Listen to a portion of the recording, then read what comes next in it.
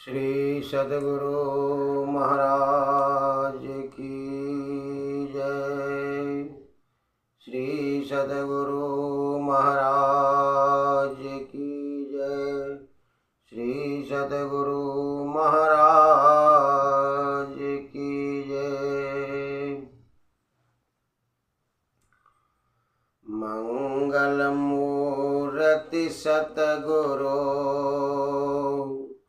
मिलवै सर्वाधार।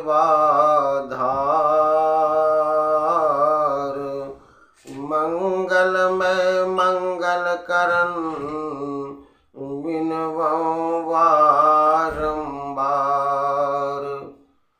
ज्ञान उदधि अरु ज्ञान गणाऊं सतगुरु शंकर रूप। नमो नमो बहुबारहों सकल सुपूजन भूप।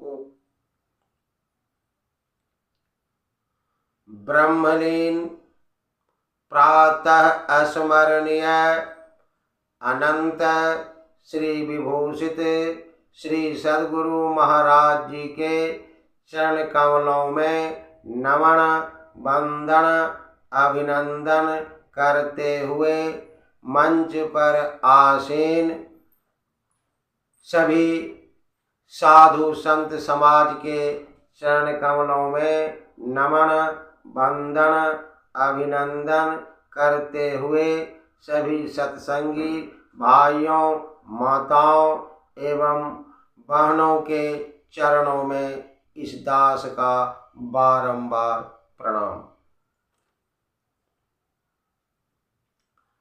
शीर्षक है भक्ति। सबरी पूर्व जन्म में नेवली थी। एक दिन नेवली बगीचे में घूम रही थी।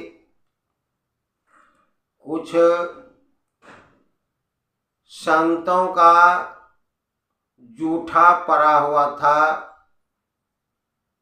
दो चार पत्ते के दोने में।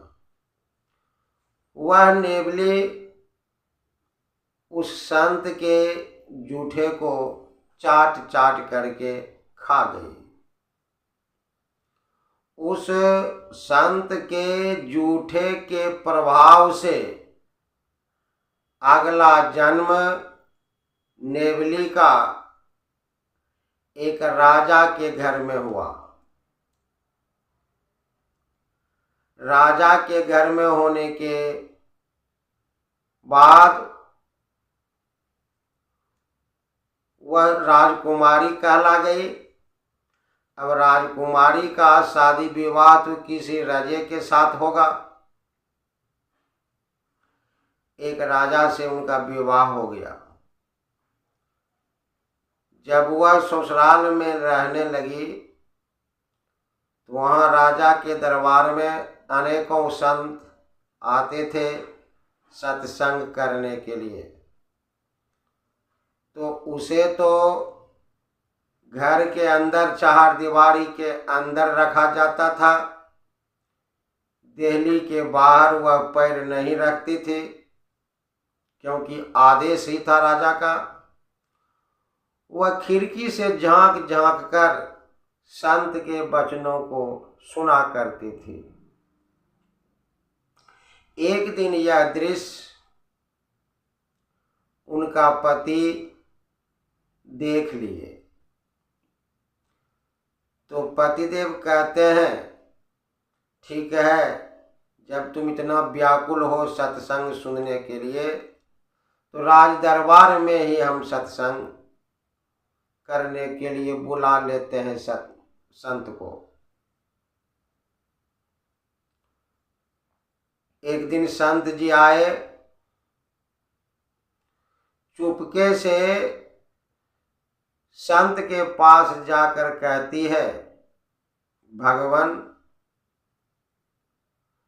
मुझे इस जन्म में सत्संग सुनने का मौका नहीं मिल रहा है। उनकी भक्ति से संत महाराज प्रसन्न हो गए।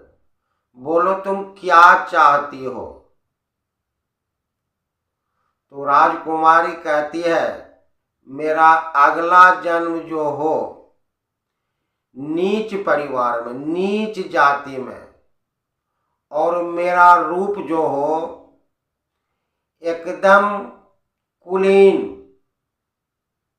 हमारे रूप को देखकर सब मूर्छित हो जाए, दुखित हो जाए,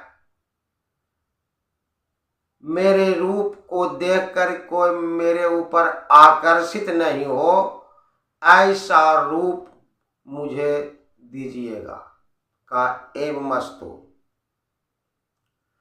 अगला जन्म एक नीच जाति के यहाँ, शब्र जाति के यहाँ उसका जन्म हुआ। शब्र जाति के यहाँ जन्म लेने के कारण उसका नाम सबरी पड़ा। देखने में कुरूप, लेकिन वह भीतर से पूर्व जन्म के कमाई के कारण वह एक नंबर भक्तिन थे। जब शादी के योग्य हो गया तो उसके पिता ने वर खोजे। शादी का दिन तय हुआ। शादी के दिन क्या देखती है सबरी कि दरवाजे पर बहुत सा पशु पक्षी को ला करके बांध दिए थे उसके पिताजी बलि देने के लिए। जब इसको पता चला कि सबका हत्या किया जाएगा, वह सबरी विवाह के दिन ही घर से निकल गई और भागकर जंगल चली गई। ऐसा जब हुआ तब सबरी को खोजने के लिए बहुत से लोग गए और वह किसी संत के पास चली गई थी। वहां से खींच करके उसे फिर घर लाया गया। ऐसा क्रम बहुत बार चला। अंत में सबरी का विवाह कर ही दिया गया। विवाह करने के बाद पालकी में सबरी और उसका पति दोनों पालकी में जा रहे थे। बीच जंगल में ऐसा तूफान आया, ऐसा तूफान आया कि सबरी का घूंघट जो है उघड़ गया था। उसका पति चेहरा नहीं देखा था। उसी समय उसका पति चेहरा देखा तो कहा, बाप रे बाप, ऐसा चेहरा राक्षसनी, काला कलूटा। वह छोड़ करके भाग गया। यह तो सोच ही रही थी सबरी, मनोनुकूल काम हुआ। कुछ समय के बाद देखी सबरी कि कोई नहीं है, तो सबरी भी वहां से चल दी, भाग करके चली गई। बीच जंगल में मतंग ऋषि का आश्रम था। वहां छुप छुप कर जा करके संत महाराज जी का सेवा करने लग गई। छुप छुप करके प्रतिदिन आश्रम में झाड़ू लगा देती थी, रास्ता साफ कर देती थी। जितना बर्तन था सबको धो करके वह चुपके से निकल जाती थी। सुबह जब मतंग ऋषि देखते थे कि ऐसा कौन करके चली जाती है, कौन है ऐसा। एक दिन सच्चाई जानने के लिए संत महाराज जी छिप करके देखने लगे। प्रतिदिन जाया करती थी सबरी, उस दिन पकड़ा गई। तुम कौन हो? परिचय दिया। कहा ठीक है, तुम इसी आश्रम में रहो। वह सबरी उस आश्रम में रहने लगी। जब वो आश्रम से निकलकर किसी वृक्ष को छूती थी तो वह वृक्ष सूख जाता था। किसी तालाब में जाते थे तो तालाब का पानी सूख जाता था, तालाब के पानी में कीड़ा हो जाता था। अब सब ऋषि मुनि को, जंगल में रहने वाले ऋषि मुनि को, जो फल पर रहते थे, जो फल खाकर रहते थे, सभी वृक्ष सूख रहे हैं, सभी नदी निर्झर पोखर सूख रहे हैं, कीड़ा हो रहा है सभी के जल में। जब राम भगवान जी जंगल गए तो राम भगवान से सभी ऋषि मुनि शिकायत करने लगे कि प्रभु, हम लोगों की हालत बहुत बुरा हो गया है, न फल खाने के लिए मिलता है, न पानी पीने के लिए मिलता है। क्या बात है? तो ऐसी बात है, एक पापिन, एक काली कलूटा औरत यहाँ घूमते रहती है। इतनी पापिन है कि जिस वृक्ष का पत्ता तोड़ना चाहती है वह वृक्ष ही सूख जाता है।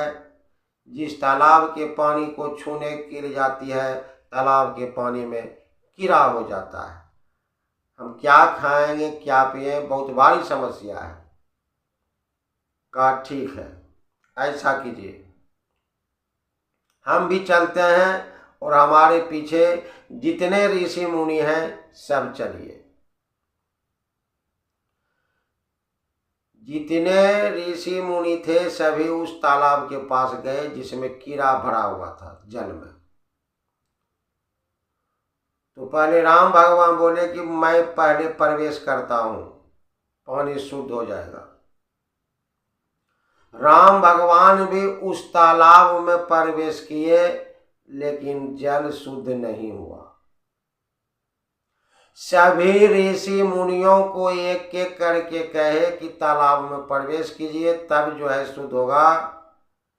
सभी ऋषि मुनि, सभी तपस्वी, सभी साधु संत उस तालाब में गए, लेकिन तालाब का जल शुद्ध नहीं हुआ, कीड़ा मकोड़ा जस का तस भरा हुआ था। तो राम भगवान पूछते हैं, कोई और बचा हुआ है इस तालाब में प्रवेश करने के लिए? तो ऋषि मुनि कहते हैं कि हाँ, वही पगली, वही नीच, वही कुलंगारिणी, वही राक्षसनी, वही पापिन है। कहा उसको बुलाओ।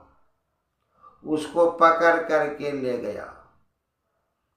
ज्यों ही सबरी प्रवेश करती है उस तालाब में, तालाब का जल साफ हो जाता है, एक भी कीड़ा मकोड़ा नहीं रहता है, बिल्कुल स्वच्छ। तो जिस तालाब का पानी भगवान राम के प्रवेश करने के बाद भी, यानी भगवान राम के चरण स्पर्श होने के बाद भी जिस तालाब का पानी स्वच्छ नहीं हुआ, साफ नहीं हुआ, जिस ऋषि मुनि के पैर लगने से भी तालाब का जल स्वच्छ नहीं हुआ, तालाब का जल शुद्ध नहीं हुआ, साफ नहीं हुआ, वह तालाब का पानी सबरी के प्रवेश करते ही साफ हो गया, पानी पीने योग्य हो गया। तो कहने का मतलब है कि सबरी कौन सी भक्ति की, एक कहा भी गया है, भगवान अपना मान टलते देख सकता है लेकिन भक्त का मान टलते नहीं देख सकता है। इसलिए सबरी के भक्त के मान को रखने के लिए ऐसा किए। सभी तो प्रवेश कर गए लेकिन सबरी के प्रवेश के बाद ही वह तालाब हुआ, ऐसी बात है कि भक्त के मान को कभी टलते देखना नहीं चाहते हैं भगवान, क्योंकि सबरी मतंग ऋषि की शिष्या थी। जब सबरी कहती थी मुझे सभी ताना देते हैं, आपको क्या कहेंगे, आप जो कहते हैं हमारे आश्रम में रहने के लिए सभी क्या कहेंगे कि ऋषि मुनि के यहाँ एक नारी रहती है, आपको क्या समझेंगे। कहा उसका चिंता तुम मत करो, हमको न कहेंगे कोई भी, तुम इसका चिंता क्यों करती हो, तुम सिर्फ रहो और राम का नाम लेते रहो। जब मतंग ऋषि शरीर छोड़ने लगे तो सबरी को कहा कि तुम इसी आश्रम में रहना, एक दिन तुमसे मिलने के लिए राम भगवान अवश्य आएंगे। भक्ति वैसी होनी चाहिए कि भक्त को भगवान के पास जाना नहीं पड़े, भगवान ही भक्त के पास जाए, भगवान ही भक्त के पास आए, ऐसी भक्ति होनी चाहिए। बोल दे प्रेम से श्री सद्गुरु महाराज की जय, श्री सद्गुरु महाराज की जय, श्री सद्गुरु महाराज की जय। यह वीडियो यदि अच्छा लगा हो तो लाइक भी करें और शेयर भी करें। धन्यवाद।